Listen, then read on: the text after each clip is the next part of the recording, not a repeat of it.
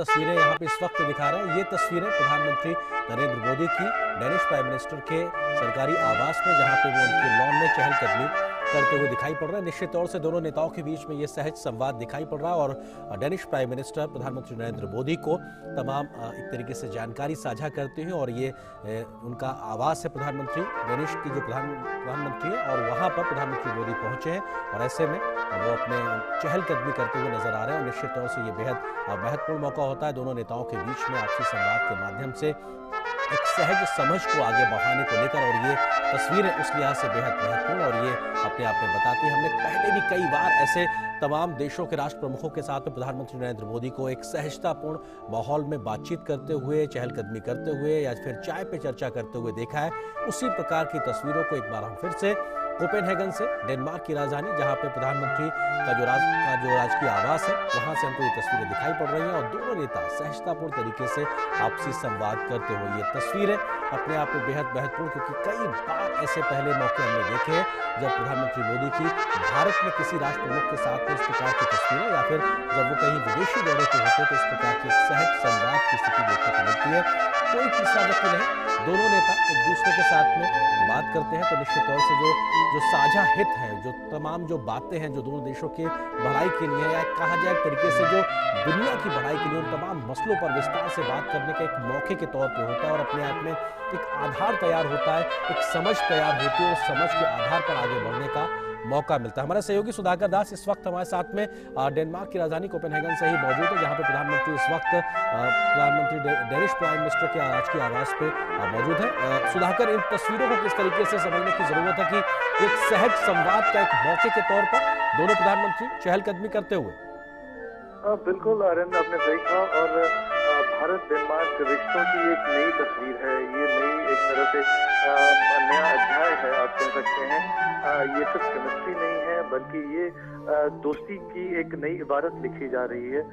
जिस सहज तरीके से दोनों नेता संवाद कर रहे हैं, और हम देख सकते हैं कि एक इनफॉर्मल तरीके से, और ये एक दूसरे को समझने समझाने की कोशिश।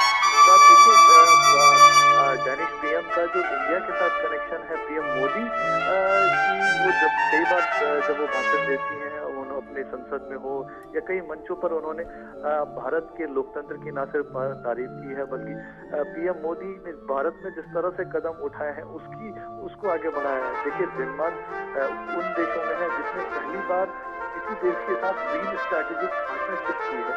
बहुत महत्वपूर्ण ये संवाद। और भारत को लेकर अगर निजी तौर पर डेनिश पीएम के नजरिए से आप देखें तो उनकी बेटी साल 2019 में स्टूडेंट एक्सचेंज प्रोग्राम पर भारत आई थी, केरला आई थी, और काफी खुश होकर लौटी थी। लगातार पीएम फ्रेडरिक्सन पीएम मोदी को, चाहे उनकी चुनावी जीत हो या अन्य अवसरों पर, उनको बधाई देती रही हैं। इस तरह से बहुत गहरा संवाद उन दोनों के बीच होता रहा है। कोविड के दौरान काफी बार संवाद हुआ दोनों नेताओं के बीच। कोविड के बाद अगर कोई फर्स्ट लीडर जिसने इंडिया विजिट किया था तो डेनिश पीएम थी। तो आप समझ सकते हैं कितना आत्मीय संबंध दोनों नेताओं के बीच है। और जाहिर तौर पर इस संबंध की वजह से भारत डेनमार्क रिश्तों को एक तरह से न सिर्फ मजबूती मिल रही है, बल्कि एक नया अध्याय भी उसकी वजह से लिखा जा रहा है।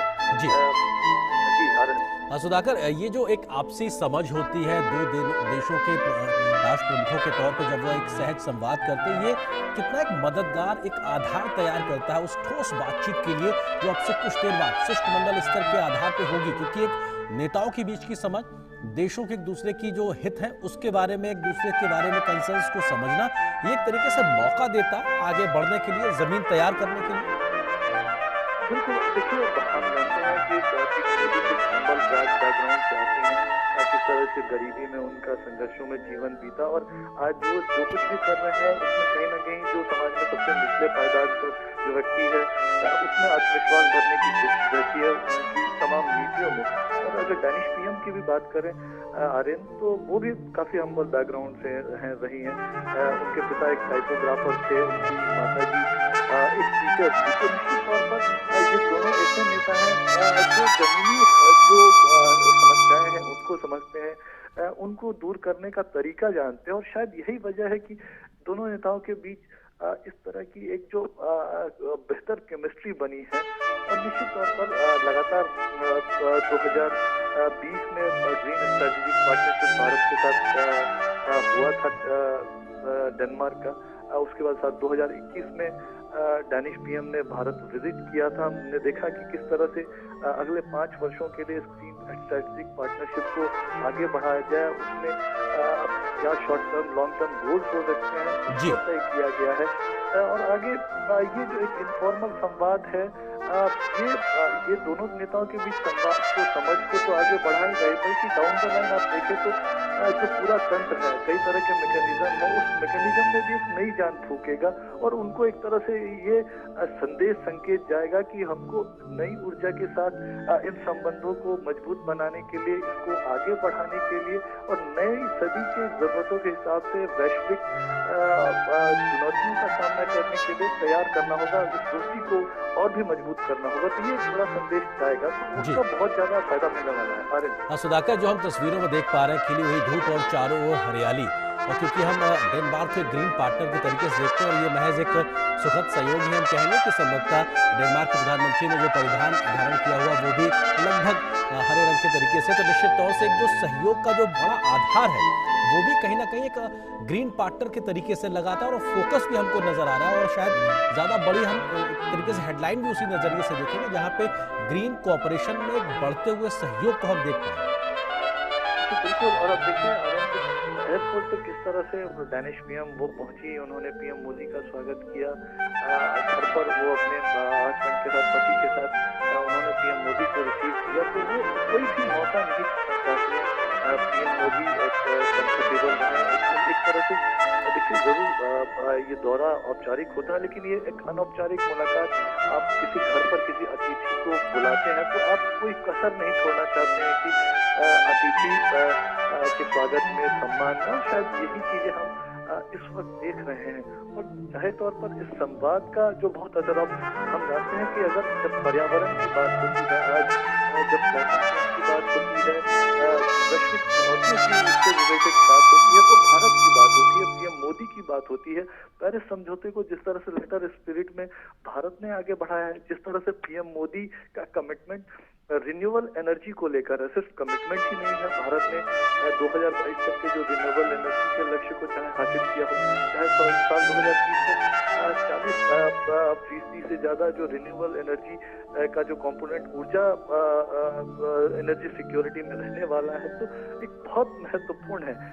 तो एक तरफ इंटरनेशनल सोलर अलायंस जैसे गठबंधन है, CTRI जैसे गठबंधनों को भी आगे बढ़ाया जा रहा है। तो बहुत महत्वपूर्ण पीएम मोदी ये जो प्रयास कर रहे हैं, सिर्फ भारत के लिए नहीं, नए भारत, आत्मनिर्भर भारत के लिए नहीं है, बल्कि दुनिया को भी ये एक तरह से रास्ता दिखा रहा है। शायद ये बात डेनमार्क के लोग, डेनमार्क के जो लीडर्स हैं इस बात को समझते हैं।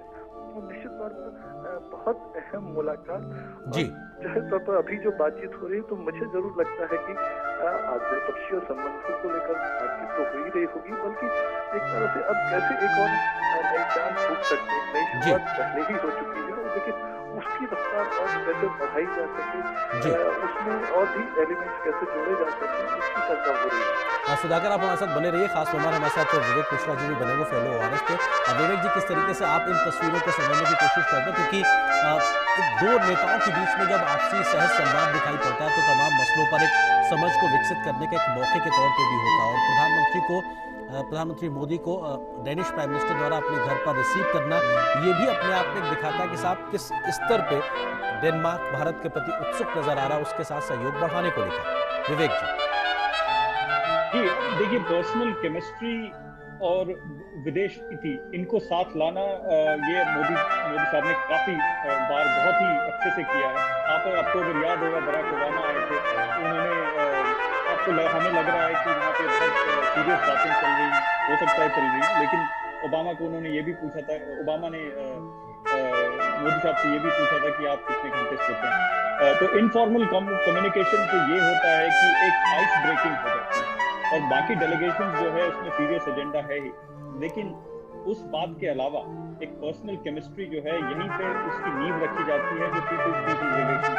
यहाँ पे अगर लीडरशिप में एक अच्छी पीपल टू पीपल रिलेशनशिप की झलक मिले तो बाकी पीपल टू पीपल रिलेशनशिप ये बहुत आसान हो जाता है। तो मेरे ख्याल से ये जो भारत की नीति में खासकर दिखाया गया है कि डियास्पोरा जो है, भारत के मूल के लोग जो हैं, उनसे इंटरेक्शन जहां भी प्राइम मिनिस्टर मोदी गए हैं वहां किया है, और उनके लीडर से भी पर्सनल अनऑफिशियल बातें की है। तो इससे एक बहुत ही चैनलाइज्ड वे में विदेश नीति और जो पर्सनल केमिस्ट्री ये एक इसको साथ लाया है। तो मेरे ख्याल से ये जो कम्युनिकेशन जो हम तस्वीरें देख रहे हैं, इससे ये पता चल रहा है कि बहुत ही बातें सरल हैं और जो एजेंडा सीरियस एजेंडा है उसके लिए एक डेलीगेशन ऑलरेडी है, सब कुछ लाइंड अप है, और लीडरशिप अगर एक इजीनेस दिखे लीडरशिप दोनों तरफ की लीडरशिप में, तो ये दोनों देश के बायलैटरल बहुपक्षीय नीति के लिए बहुत ही अच्छी बात है।